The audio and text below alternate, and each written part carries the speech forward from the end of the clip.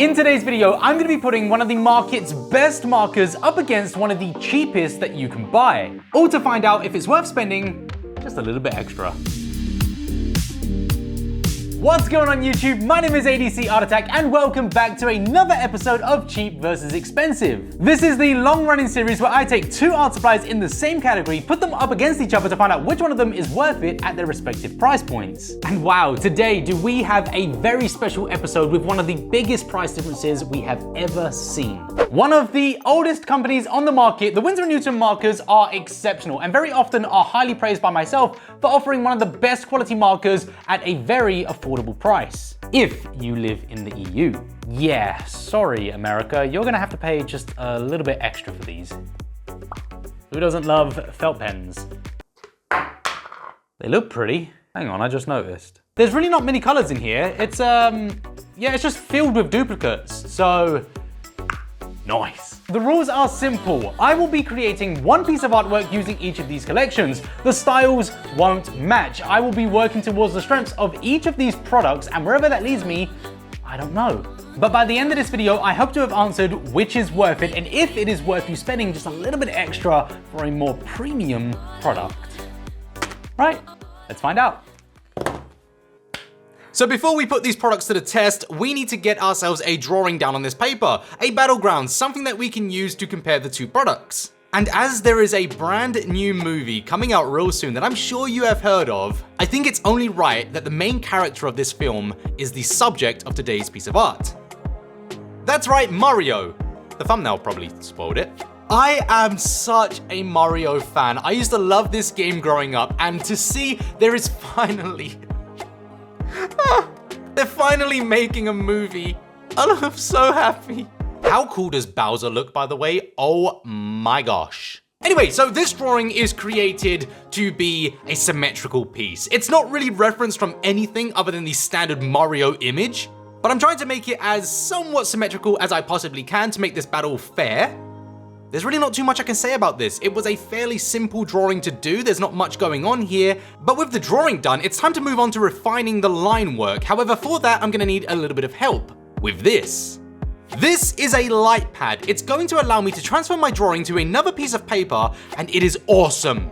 By using a light pad, I can trace over my work with a black ink without leaving any pencil markings or damage to the paper via erasing. I highly suggest that you invest in a light pad. They're very cheap and I recommend you keep the budget at around $20. Owning one of these will drastically improve the results of your line work.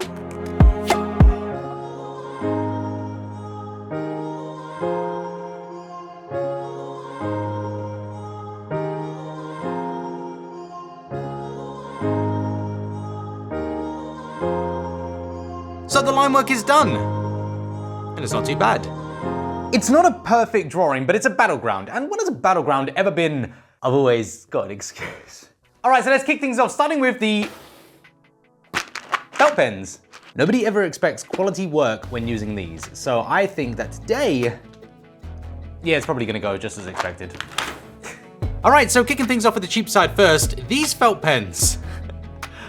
Oh, you know what hurts more than getting hit by a red shell? This red marker. Oh, okay, this is gonna be fun. What is that?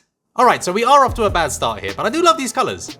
They're vivid and super appealing. Yes, they are hell on earth to use for a very long list of reasons, but there is something raw about them. We do have a coverage issue. The ink flow is painfully slow, and any hopes of getting an even coverage are pretty much lost. So the large areas are a bit of a nightmare, but there is a redeeming quality. They blend. Of course they don't blend. Oh, this is so painful. But they don't bleed, so that's a point, I guess. Though it's not great that we only have one gray in this set. Though this is probably the biggest shortcoming of the felt markers. It's incredibly rare, if not impossible, to find these with suitable skin tone varieties. So you are limited heavily in the differences of skins. For Mario, we are unfortunately heavily disadvantaged in our choices, and it's got to be a more stylized decision here.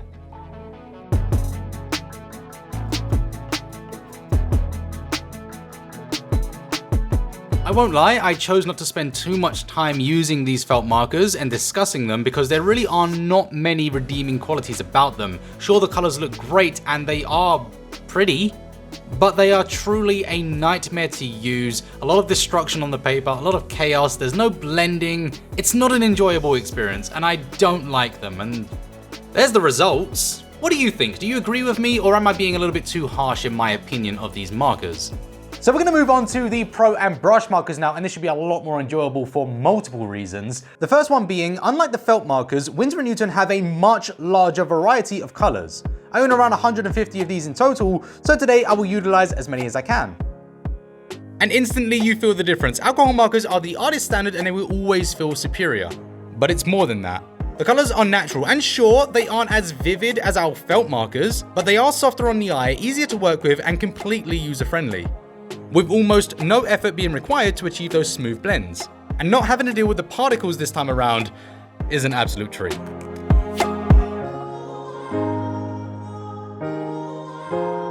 Now, the little details are where these markers exceed all others. If you're hoping to achieve fine details and blends, these markers offer a brush and bullet nib suitable for any scenario, especially those tight corners. And yes, this time around I have more than one grey. But I'm not really doing the glove how I would typically. I'm blending more, adding a bit more detail than needed, purely to showcase the difference having just a few extra tones can make. But here it is. This is the biggest selling point of the alcohol markers in my opinion. No matter the character, you will always be able to find those skin tones that you require. This is a huge advantage, and will pretty much seal the debate between these two contenders. When you add in the ease of use, the only mistakes to be made here are user errors, so I can only blame myself if it looks bad.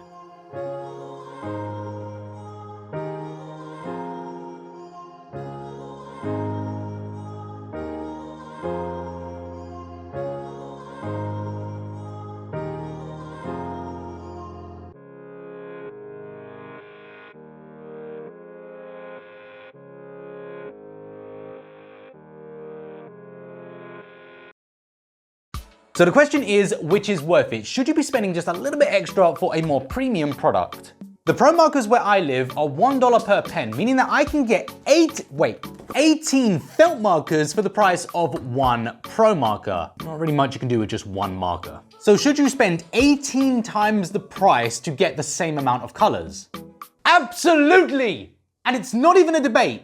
Removing for a moment the results of today's drawing, the alcohol markers are in another world of ease to use versus the felt pens, and ease of use should always come first because art should be fun. But what do you think? Am I wrong? Which is worth it in your opinion? Let me know in a comment down below. Unfortunately, that is all we have time for today. I hope you enjoyed today's video. Actually, confession here, this video was made within 24 hours. I've actually got a very special video that I am so excited to share with you. It was scheduled for today, but it has been delayed. So I made this video just to, fill the void. Was it good? I hope you liked it. Anyway, I look forward to seeing you all again in the next video. I do hope you enjoyed today's one. Yeah, felt pens or alcohol markers? Definitely felt pens.